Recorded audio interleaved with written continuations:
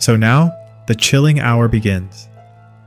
Today we will explain the story of a musical supernatural horror movie called Sinner, which is a story of two brothers with deep cultural references and racism. At the end of the video, we will reveal some facts and deep references of the story, so stay tuned till the end of the video.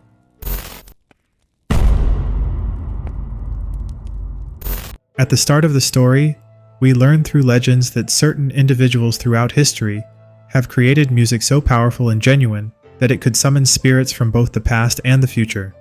This extraordinary ability not only promises fame and wealth, but also blurs the boundary between the living and the dead. However, this same music can also attract dark forces. Throughout the ages, these individuals have been known by various names, such as Fire People.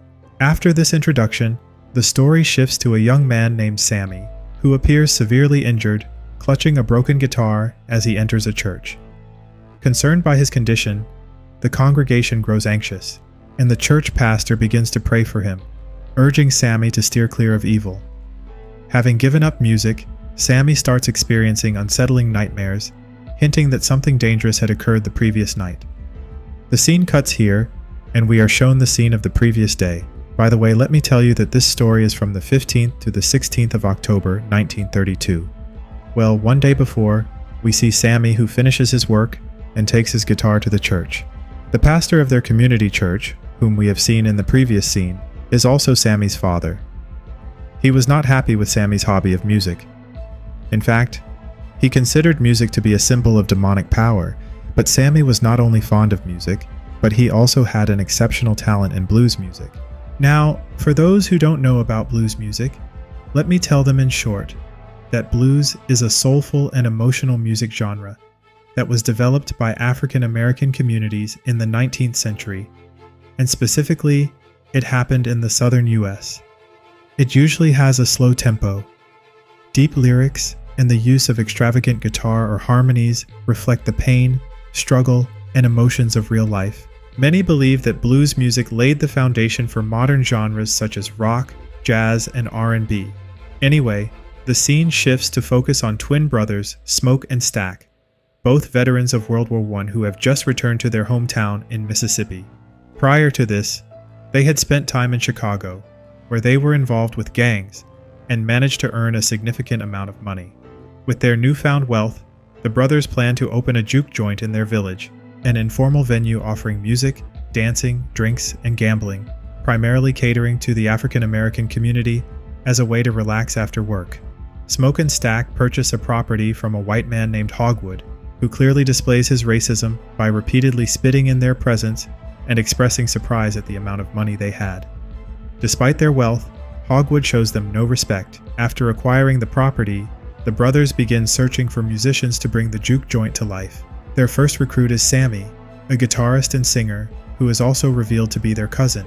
Later, Stack and Sammy separate from Smoke and recruit a talented musician named Delta Slim, skilled at both the harmonica and piano. Sammy also meets a singer named Pearline, and it becomes clear there is a mutual attraction between them.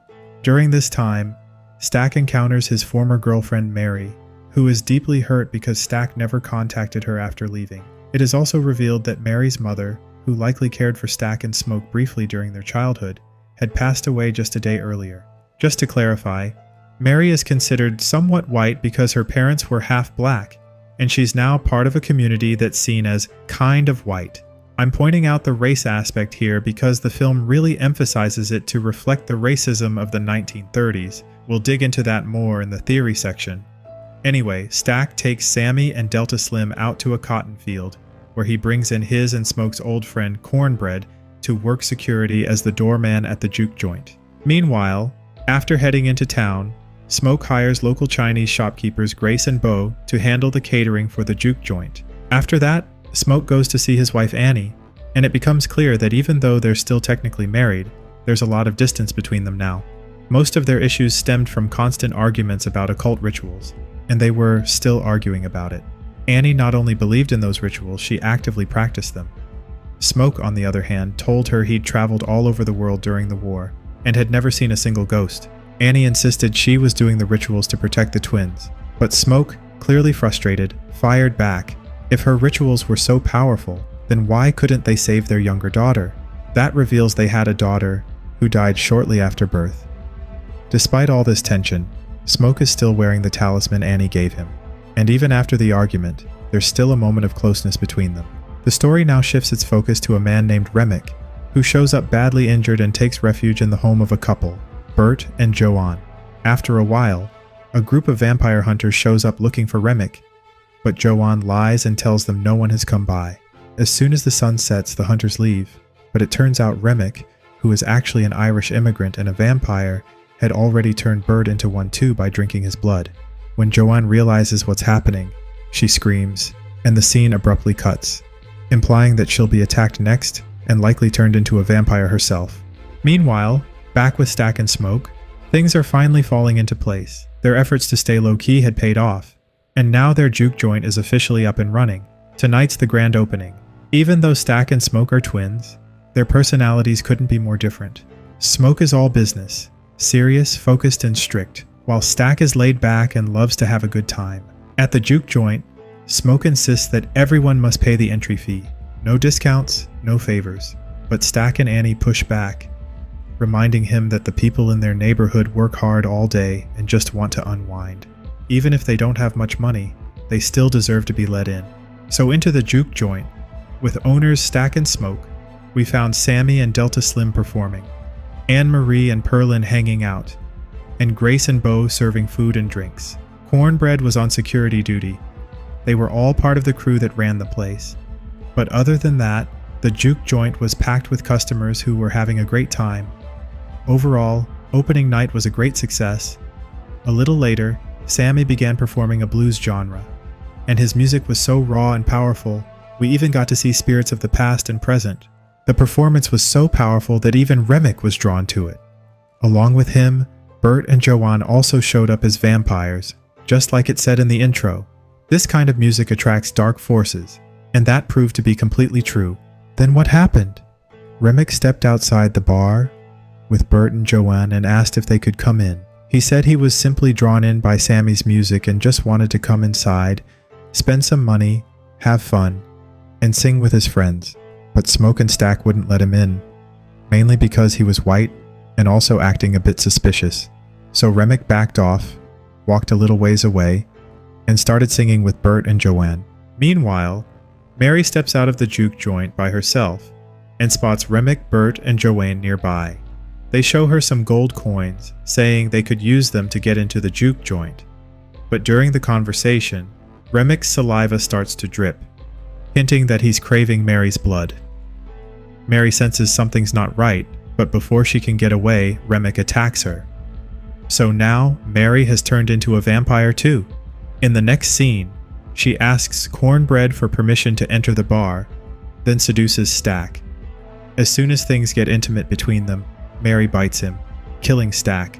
Then Smoke shows up and seeing everything that happened, he shoots Mary several times, but she just runs off laughing like the bullets didn't affect her at all. Smoke is heartbroken after seeing Stack dead, and he tells his friends to clear everyone out of the juke joint. Annie quickly explains that it's probably vampirism. That's why the bullets didn't do anything to Mary. Smoke doesn't want to believe her, but he can't deny what he just saw with his own eyes. Meanwhile, Cornbread steps outside to pee, and that's when Remick attacks him and turns him into a vampire too. A little while later, Cornbread comes back and asks for permission to enter the juke joint.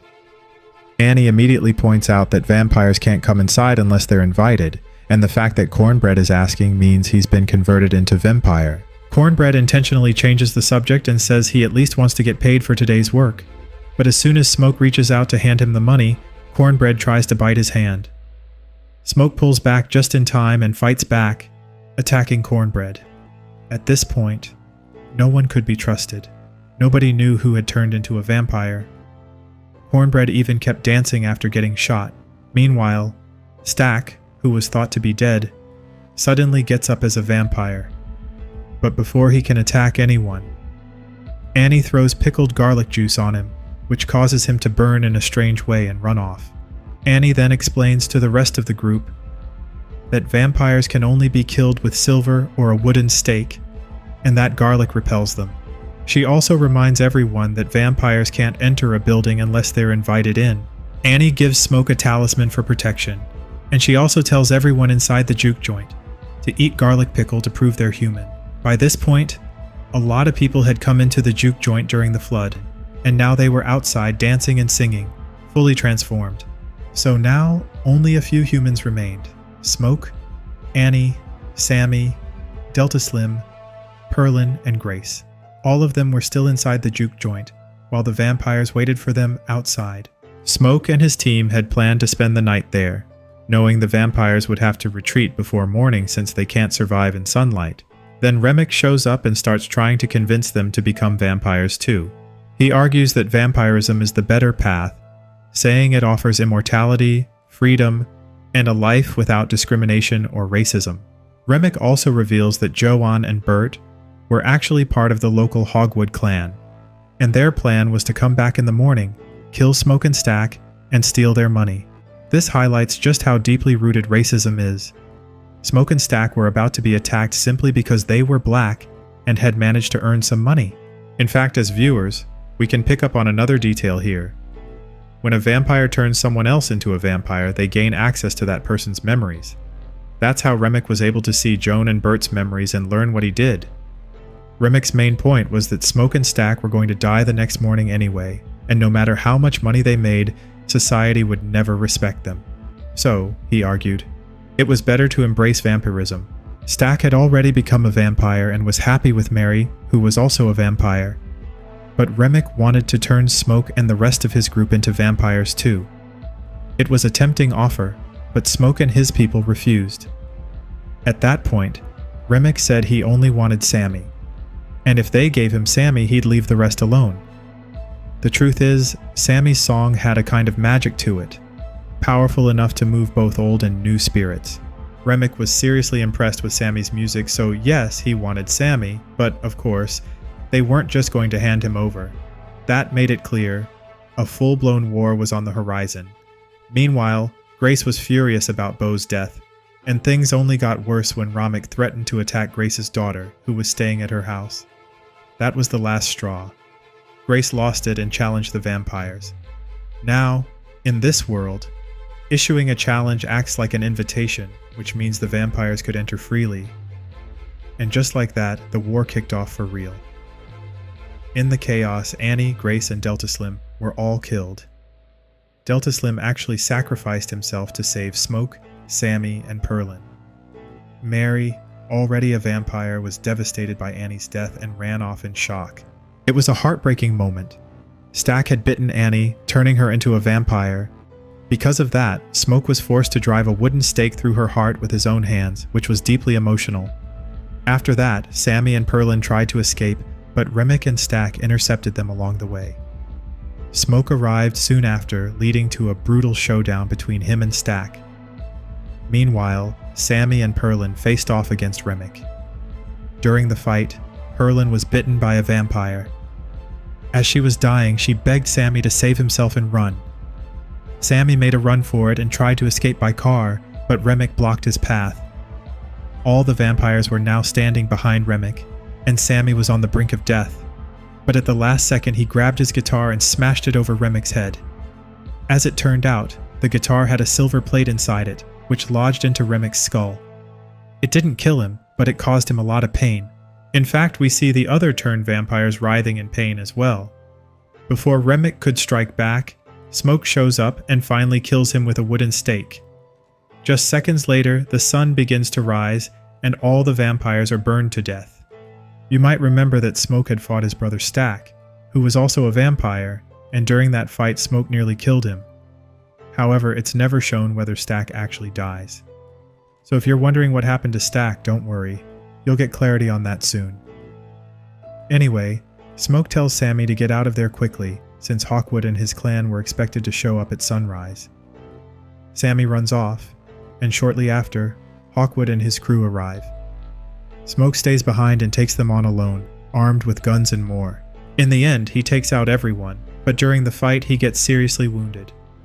With his final breath, he sees a beautiful vision of Annie and her daughter, and then he dies from his injuries. Exhausted and heartbroken, Sammy returns to his father's church. This brings us back to the very first scene of the movie that I described earlier.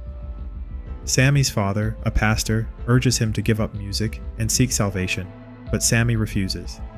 Instead, he picks up his guitar and walks out of the church. All that's left behind is the guitar's handle, and that's where the movie ends. There's both a mid-credit scene and a post-credit scene in the movie. The mid-credit scene is really important, and I'll tell you all about it right now. The post-credit scene isn't anything special, but I'll cover that too. So, the mid-credit scene jumps ahead 60 years to 1992, and it takes place in Chicago. We see an older Sammy, who's now a well-known blues musician. That's when Stack and Mary show up to see him. Yep, Stack reveals that back at the juke joint, Smoke actually let him live. But there was a catch. Smoke made him promise that he'd let Sammy live a peaceful life. Stack kept his word and never hurt Sammy. Now, Stack and Mary offer Sammy immortality. Basically, they offer to turn him into a vampire because Sammy doesn't have much time left due to his age. In fact, we see Stack and Mary, who still look remarkably young even after 60 years. They look just like they did in 1932. Their style has simply evolved to match the fashion of the 90s. Sammy is offered immortality, but he politely turns it down. Before they leave, Stack asks Sammy to sing a song. Sammy picks up his guitar and begins to play. As Stack and Mary start to walk away, Sammy tells them that he's still haunted by the nightmares of that night. But he also remembers that the day before was the best day of his life. Stack agrees, saying it was the best day for him too, because it was the last time he ever saw his brother. It was also the last day he felt the sunlight on his skin, and the last day he truly felt free. That's where the mid-credit scene ends. So this was the story of the film Sinners, and here the story was quite simple, but still, this film is one of the best films because of its cultural references, and how the issue of racism has also been shown here. If we come to the smokestack, then we can clearly see how despite having money, they were not getting respect in the society from white people. In fact, Hogwood was spitting on seeing them, and the next day he was going to come to take their money after killing them. Then Ramek also tells how vampirism is the escape because everyone is equal there. There will be no discrimination of any kind. If seen, vampires are also a community in themselves who were against humans, and how their virus was increasing, so these people are giving two messages through vampirism. Escape means equality, and how these people are climbing over others. By the way, we will talk more about this. Sinner is not just a supernatural horror film, but it also explores the deep-rooted racism and cultural struggle of 1930 America. The film is set in the Mississippi Delta, where African Americans are fighting to preserve their identity through music and culture. At the same time, they're up against white supremacist groups and deep-rooted social inequality. The story shows how music, especially the blues, served as a kind of spiritual weapon, offering people a brief escape from suffering and discrimination. That's why the music is portrayed as something that brings both old and new spirits together, symbolizing how it connects generations in a shared struggle. The vampires, who serve as the film's villains, aren't just bloodthirsty monsters. They represent the systemic forces of racism and exploitation. When the immigrant vampire Remick turns local Klansmen into vampires, it's a chilling metaphor for how the hatred and violence of white supremacy keep getting passed down from generation to generation. So this is the reason why two things have been depicted here from vampirism, whichever way you want to look at it. Now, an interesting trivia is that director Ryan Coogler designed the dialogues and backgrounds by listening to rare recordings of original blues musicians to create an authentic 1930 Delta environment in this film. And the set of the juke joint shown was actually shot in an abandoned Mississippi flood, which the production team restored for an old-school vibe. Another important detail is that the relationship between Stack and Smoke also mirrors racial and personal conflict, meaning both brothers are living in their own dreams and realities, but the pressure of the world on them is always the same. In this film, supernatural horror and real-world racism have been blended in such a way that the audience is not only scared, but is also forced to think about how the monsters of society are sometimes more dangerous than humans. There are many such monsters behind the Sinners. There are hidden and interesting details that make the film even deeper. To really understand this, you'll need to watch the film yourself. I can't explain everything here, and I highly recommend checking it out. I've only seen it once, but I'll share what I remember. Michael B. Jordan plays both Stack and Smoke, brothers with completely different personalities. Despite being played by the same actor, their body language and accents are so distinct that you forget it's one person in both roles. It's wild. One detail that really stuck with me was Stack's guitar case, which has a small sticker that says, "Free but not free." It's a powerful symbol of the ongoing struggles of the Black community, even after slavery ended. The film's blues-heavy soundtrack also stands out. It blends original 1930s blues recordings with modern production, keeping in the static and hiss to preserve that vintage feel. At times, it's like listening to old dusty Winans. There's also a unique twist with the character Remick, an Irish immigrant vampire who turns a local Klansman into a vampire. This moment cleverly shows how cycles of hate and power repeat across generations, whether in the human or vampire world. Director Ryan Coogler said he designed the vampires not as typical monsters, but as metaphors for systemic oppression. That's what makes this film more than just horror. It's thought-provoking. There are no cheap jump scares, but it still pulls you in. So, that's my take on the film and its cultural layers, at least from what I caught after one viewing. If you enjoyed the breakdown, give it a like and share. Got more insights? Drop them in the comments. And if you're new here, don't forget to subscribe to The Chilling Hour. We've got more videos like this coming your way.